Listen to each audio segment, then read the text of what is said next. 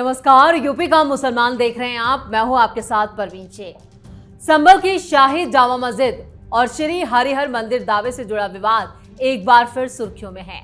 अदालत में होने वाली सुनवाई 4 अगस्त को टल गई और अब इस मामले की अगली सुनवाई 11 अगस्त को होने वाली है। लेकिन तारीख बढ़ने के साथ ही सवाल और गहरे होते जा रहे हैं। क्या शाही जामा मस्जिद की जगह पर कभी हरिहर मंदिर था? क्या सर्वे रिपोर्ट इस ऐतिहासिक विवाद की दिशा तय करेगी? और हिंसा के बाद सुप्रीम कोर्ट तक पहुंचे इस मामले में अब आगे की कानूनी लड़ाई कैसी होगी? संभल की गलियों से शुरू हुआ यह विवाद अब अदालत के दरवाजे तक जा पहुंचा है, जहां एक तरफ धार्मिक आस्था और ऐतिहासिक दावों का सवाल है।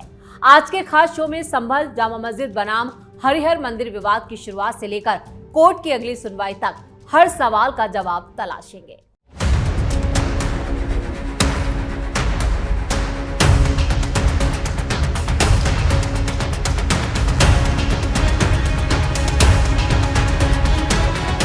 सुप्रीम कोर्ट में संभल हरिहर मंदिर से जुड़े मामले की 4 अगस्त को सुनवाई नहीं हो पाई। मामला लिस्ट में 47वें नंबर पर था, लेकिन लंच के बाद भी इसकी बारी नहीं आई, जिसके चलते अदालत में सुनवाई टाल दी गई। हरिहर मंदिर पक्ष के एडवोकेट विष्णु शंकर जैन ने अदालत से शुक्रवार को ही सुनवाई की तारीख तय करने का अनुरोध भी किया था। हालांकि बाद में अदालत ने अगली सुनवाई के लिए 11 अगस्त की तारीख तय कर दी। यानी अब इस मामले की सुनवाई 11 अगस्त को होने वाली है और 11 अगस्त को सुप्रीम कोर्ट की देश भर में कहें कि पूरे देश की नजर सुप्रीम कोर्ट पर होगी। एडवोकेट विष्णु शंकर जैन ने यह बताया कि मामला 11 अगस्त को सुप्रीम कोर्ट की लिस्ट में पहले नंबर पर रखा गया है। ऐसे में उस दिन मामले पर विस्तृत बहस होने की संभावना है।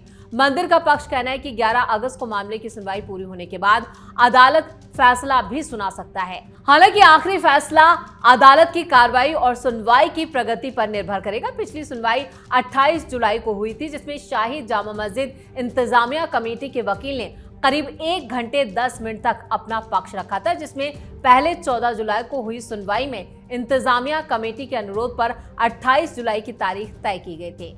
सुप्रीम कोर्ट की संख्या नंबर 5 में जज पामी दिगानंतम श्री नरसिम्हा और जज आलोक आराधे की बेंच ने पिछली सुनवाई के दौरान जामा मस्जिद इंतजामिया कमेटी और जामा मस्जिद ट्रस्ट की याचिकाओं को आपसी समझौते के तहत ही एक याचिका पर सुनने का सुझाव दिया था। हालांकि दोनों पक्ष अपनी अलग अलग याचिकाओं पर सुनवाई के लिए अड़े रहे। इंतजामिया कमेटी के सदर जफर अली ने बताया कि पिछली सुनवाई में उन्होंने कुछ जरूरी कागजात दाखिल करने के लिए वक्त भी मांगा था। ट्रस्ट के अध्यक्ष मोहम्मद काशिफ खान ने इस बात की पुष्टि की कि उनके वकील ने सुप्रीम कोर्ट में आपसी समझौते के सुझाव को मानने से इनकार कर दिया। यानी पूरी तरह से हिंदू पक्ष की तरफ ये मामला जो है कह कि एक तरफ से बढ़ता हुआ नजर आ रहा है और हिंदू पक्ष इस मामले में काफी बढ़त बनाए हुए है, जबकि मुस्लिम पक्ष के पास कोई ठोस दस्तावेज और सबूत नहीं है। यही बड़ी वजह है कि मुस्लिम पक्ष इसको लेकर अब किसी समझौते पर पहुंचने की उम्मीद उसके पास ना के बराबर है। हाईकोर्ट ने लोअर कोर्ट के फैसले को सही ठहराया था। सुप्रीम कोर्ट इलाहाबाद हाईकोर्ट के उस आदेश के खिलाफ दायर याचिका पर सुनवाई कर रहा है, जिसमें न्यायमूर्ति रोहित रंजन अग्रवाल ने 18 मई 2025 को civil engineer division court Chandausi की शाही जामा मस्जिद और श्री हरिहर मंदिर विवाद में दिए गए सर्वे को सही ठहराया था। यानी हाईकोर्ट ने इस सर्वे को बिल्कुल सही कहा था, जिसको लेकर मुस्लिम पक्ष दबाव में है। हाईकोर्ट ने मस्जिद कमेटी की याचिका खारिज करते हुए सिविल अदालत के सर्वे के फैसले को बरकरार रखा था, जिसके बाद मस्जिद कमेटी ने 1 जुलाई 2025 को सुप्रीम कोर्ट में अपील दायर की थी, जो 5 अगस्त को रजिस्टर्ड हुई। सुप्रीम कोर्ट में इस मामले में पहली सुनवाई 22 अगस्त 2025 को हुई थी, जिसमें हिंदू पक्ष को नोटिस जारी किया गया था। अगली सुनवाई 16 मार्च 2026 को और उसके बाद 20 अप्रैल 2026, फिर 5 मई 2026 और 14 जुलाई 2026 को भी सुनवाई हुई। 19 नवंबर 2024 को हिंदू पक्ष की तरफ से संभल की शाही जामा मस्जिद को श्री हरिहर मंदिर होने का दावा civil senior division court Chandausi में पेश किया गया था। कोर्ट के आदेश पर उसी दिन शाम को पहले चरण का सर्वे हुआ और दूसरे चरण के सर्वे जो था वो 24 नवंबर 2024 को किया गया और इस दौरान हजारों की संख्या में लोग इकट्ठा हो गए और संभल में जमकर पत्थरबाजी भी हुई। सर्वे को बाधित करते हुए हिंसा भड़क गई, पुलिस पर पथराव फायरिंग की गई, जिसमें 5 लोगों की जान भी चली गई। एसपी कृष्ण कुमार बिश्नोई उस वक्त एसपी अनुज चौधरी और डिप्टी कलेक्टर सहित 29 पुलिसकर्मी इस पूरे मामले में घायल हुए थे। 23 नवंबर को ही एसपी के बिश्नोई के साथ प्रशासनिक अफसरों ने सर्वे से पहले विवादित स्थल का निरीक्षण भी किया था। सपा सांसद समेत 2750 से ज्यादा लोगों पर एफआईआर। संभल, कोतवाली और थाना नखासा में कुल 12 एफआईआर दर्ज की गई, जिसमें से सपा सांसद जियाउर रहमान बर्क और समाजवादी पार्टी के विधायक इकबाल महमूद के बेटे सुहेल इकबाल सहित कई लोगों को नामजद करते हुए 2750 से ज्यादा लोगों पर मुकदमा दर्ज किया गया था। हालांकि चार्जशीट में जो सबूत दिए गए उसके आधार पर विधायक के बेटे का नाम इसमें से निकाल दिया गया। जामा मस्जिद सदर जफर अली एडवोकेट सहित 158 अभियुक्तों को जेल भेजा गया था, जिसमें 3 महिलाएं और संभल हिंसा के मुख्य साजिशकर्ता फरार गैंगस्टर शारिक साटा के 3 गुर्गे मुल्ला अफरोज, वारिस और गुलाम भी शामिल थे। अब खबर जो ये आ रही है कि उसमें शारिक साटा के खिलाफ लुकआउट नोटिस आईबी जारी कर सकता है, यानी कि दुबई में बैठे शारिक साटा पर अब शिकंजा कसने वाला है। इसको लेकर भी आईबी ने अपनी तैयारी शुरू कर दी है। मुल्ला अफरोज पर अक्टूबर 2025 में रसूखा लगी। इसके बाद वारिस और गुलाम पर भी एनएससी की कार्रवाई की गई। इलाहाबाद हाईकोर्ट से जमानत मिलने के बाद जफर अली की बीती 1 अगस्त 2025 को मुरादाबाद जेल से रिहा कर दिया गया था और 24 मार्च को उन्हें जेल भेजा गया था। 131 दिन के बाद जेल से बाहर आए थे और इसके अलावा सपा सांसद जियाउर रहमान बर्क, समाजवादी पार्टी के विधायक इकबाल महमूद के बेटे सुहेल इकबाल सहित 40 लोगों के खिलाफ नामजद और 2750 अज्ञात लोगों के खिलाफ एफआईआर दर्ज की थी। 18 जून को एसआईटी ने 1128 पन्नों में सांसद बर्क सहित 23 लोगों के खिलाफ कोर्ट में चार्जशीट दाखिल की। हालांकि सपा विधायक के बेटे सुहेल इकबाल का नाम चार्जशीट में शामिल नहीं है। संभल का प्राचीन इतिहास और हरिहर नाथ मंदिर। संभल का इतिहास सिर्फ विवादों का इतिहास नहीं है, बल्कि ये सनातन संस्कृति का एक अत्यंत पवित्र स्थान रहा है।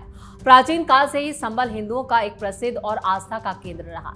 संभल का प्रसिद्ध मंदिर भगवान हरिहर नाथ यानी भगवान विष्णु को समर्पित रहा। शास्त्रों और लोक मान्यताओं के मुताबिक भगवान विष्णु यहाँ अपने 10वें कल्कि अवतार के रूप में अवतरित होंगे। साल 1526 में मुगल आक्रांता बाबर ने इस प्राचीन मंदिर को तुड़वा दिया था। मंदिर के अवशेषों और मलबे का इस्तेमाल करके वहां एक ढांचे का निर्माण कराया गया, जिसे आज संभल की शाही जामा मस्जिद कहा जाता है। यह हिंदू पक्ष का दावा है। कोर्ट के आदेश के तहत जब ऐतिहासिक स्थल का वैज्ञानिक सर्वे कराने के लिए टीम पहुंची थी, तो सच्चाई सामने आने के डर से एक सोची समझी साजिश के तहत विरोध और विद्रोह, उपद्रव और एक हिंसा का माहौल तैयार किया गया था, जिसमें सबसे बड़ी भूमिका संभल सांसद जियाउर रहमान बर्क की निकली। उन्हें ही मास्टरमाइंड कहा गया। दंगे के मुख्य किरदार बिजली चोरी से लेकर दुबई नेटवर्क तक। एसआईटी जांच और सबूतों ने इस पूरी साजिश के चेहरों को बेनकाब कर दिया। सर्वे के विरोध और दंगे की साजिश रचने में मुख्य भूमिका संभल के समाजवादी पार्टी सांसद जियाउर रहमान बर्क ने निभाई। बर्क सिर्फ दंगे की साजिश के आरोपी नहीं है, बल्कि वो एक प्रमाणित बिजली चोर भी हैं। बर्क के खिलाफ बिजली चोरी के मामले में 1 करोड़ 91 लाख रुपए की रिकवरी निकाली गई, जिसमें से उन्होंने सिर्फ 6 लाख रुपए जमा किए। एक सांसद होकर कानून से खिलवाड़ करना और सांप्रदायिक तनाव भड़काना, ये दोनों ही मामले काफी दुर्भाग्यपूर्ण हैं और साथ ही साथ ये कानूनी एक्शन के भी लिए एक कैसे मजबूत आधार तय करते हैं। बर्क के खिलाफ हो रही सख्त कार्रवाई से पूरे देश में संदेश जाएगा कि कानून से ऊपर कोई नहीं है। सपा विधायक इकबाल महमूद का बेटा सुहेल इकबाल, जामा मस्जिद इंतजामिया कमेटी का सदर जफर अली, सचिव और वकील महमूद अली फारूकी, एडवोकेट कासिम जमाल और नतन लंदन खान भी इस साजिश में प्रमुखता से शामिल है। इस हिंसा के तार अंतर्राष्ट्रीय अपराध सिंडिकेट से भी जुड़े हैं। फरार अपराधी तारिक साठा दुबई में बैठकर इस गिरोह का संचालन कर रहा था। तारिक दिल्ली और एनसीआर से हर साल 300 से 350 लग्जरी गाड़ी की चोरी करवाता था। इन गाड़ियों को नेपाल और नॉर्थ ईस्ट के रास्तों से विदेशों में बेचा जाता था और इस अवैध कमाई यानी फंडिंग का इस्तेमाल विदेशी हथियारों की तस्करी और संभल जैसे स्थानों पर दंगाइयों को हथियार मुहैया कराने में किया जाता था। ये जांच में साफ हो चुका है। निष्पक्ष जांच और एसपी का तुष्टीकरण। घटना की गंभीरता को देखते हुए मुख्यमंत्री योगी आदित्यनाथ ने 28 नवंबर 2024 को हाई लेवल जांच आयोग का गठन किया था। इस कमेटी में इलाहाबाद हाईकोर्ट के रिटायर्ड जज, आईएएस अधिकारी अमित मोहन प्रसाद और रिटायर्ड आईपीएस अधिकारी AK जैन शामिल थे। आयोग की गहन जांच से साफ तौर पर बिजली चोर सपा सांसद जियाउर रहमान बर्क और सपा विधायक के बेटे सोहेल इकबाल की मुख्य भूमिका सामने आई। लेकिन अफसोस की बात यह है कि समाजवादी पार्टी के अध्यक्ष अखिलेश यादव अपने पूरे दलबल के साथ संभल जाकर इस दंगाई और बिजली चोर सांसद के समर्थन में खड़े नजर आए। ये वोट बैंक और तुष्टीकरण की राजनीति की पराकाष्ठा है। संभल में डेमोग्राफिक चेंज पर सवाल। संभल में 1920 के दशक से लेकर अब तक 16 बड़े दंगे हो चुके हैं।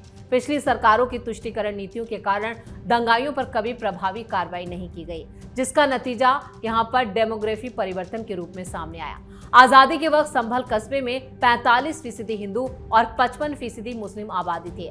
लगातार होने वाले दंगों, प्रताड़ना और असुरक्षा के कारण हिंदुओं ने यहां से पलायन किया। आज संभल कस्बे में हिंदुओं की आबादी मात्र 15 से 20% रह गई है, जो पलायन का एक बड़ा उदाहरण है। 1978 के नृशंस होली दंगे का काला सच। 29 मार्च 1978 को होली के दिन संभल में भीषण हिंसा हुई थी, जिसमें 184 हिंदुओं की हत्या कर दी गई थी। इसके अलावा हिंदू समुदाय के सैकड़ों लोग घायल हुए और उनकी संपत्तियां लूट ली गई। संभल के प्रसिद्ध व्यापारी बनवारी लाल गोयल की और उनकी ही फैक्ट्री में उनकी जान ले ली गई थी, जहां दर्जनों हिंदुओं ने जान बचाने के लिए शरण ली थी। और एक और कारोबारी लाला राम शरण रस्तोगी का भी मर्डर उनकी ही दुकान के अंदर कर दिया गया था और बाद में इस शव को कुएं में फेंक दिया गया था। मुलायम सरकार का अन्यायपूर्ण फैसला। 1978 के दंगे के मुकदमे में पुलिस ने चार्जशीट दाखिल की थी और अदालत से फैसला आने ही वाला था, लेकिन दिसंबर 1993 में जैसे ही मुलायम सिंह यादव दूसरी बार मुख्यमंत्री बने, सरकार ने मात्र 18 दिनों के भीतर 1978 दंगे के आरोपियों के खिलाफ चल रहे सभी मुकदमों को अदालत से वापस ले लिया।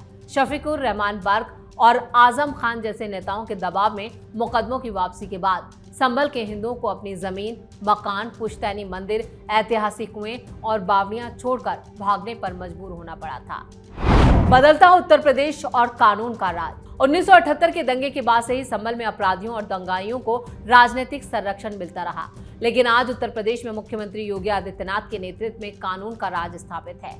24 नवंबर 2024 की घटना में सरकार ने ये साफ संदेश दिया है कि चाहे कोई भी कितना बड़ा नेता, सांसद क्यों ना हो, अगर वो राज्य की शांति और सुरक्षा के लिए खतरा होगा, उससे खिलवाड़ करेगा तो उसे बख्शा नहीं जाएगा।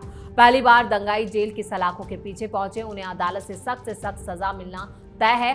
कानून व्यवस्था से खिलवाड़ करने वाले हर तत्व के खिलाफ ये कठोर कानूनी लड़ाई बिना किसी समझौते के जारी रहेगी। ऐसे में सुप्रीम कोर्ट से आने वाला फैसला हिंदू अपने पक्ष में बता रहे हैं, यानी साफ तौर पर हिंदुओं को लग रहा है और हिंदू पक्ष के पास जो दस्तावेज हैं और जो सर्वे में जो पूरे सबूत सामने आए हैं, वो यही गवाही दे रहे हैं कि शाही जामा मस्जिद सिर्फ एक ढांचा थी और इसे मंदिर तोड़कर बनाया गया था, जिसको लेकर कई सारे सबूत सामने आ चुके हैं। और जो खबरें आ रही हैं वो यही इशारा कर रही हैं कि सुप्रीम कोर्ट से 11 अगस्त को जो फैसला आएगा वो हिंदुओं के पक्ष में होगा और इसे हिंदुओं की बड़ी जीत के तौर पर भी देखा जा रहा है। तो यूपी के मुसलमान में इतना ही। वीडियो कैसा लगा कमेंट करके अपनी राय जरूर दें। वीडियो को लाइक करें, शेयर करें और कैपिटल टीवी को सब्सक्राइब जरूर करें। धन्यवाद।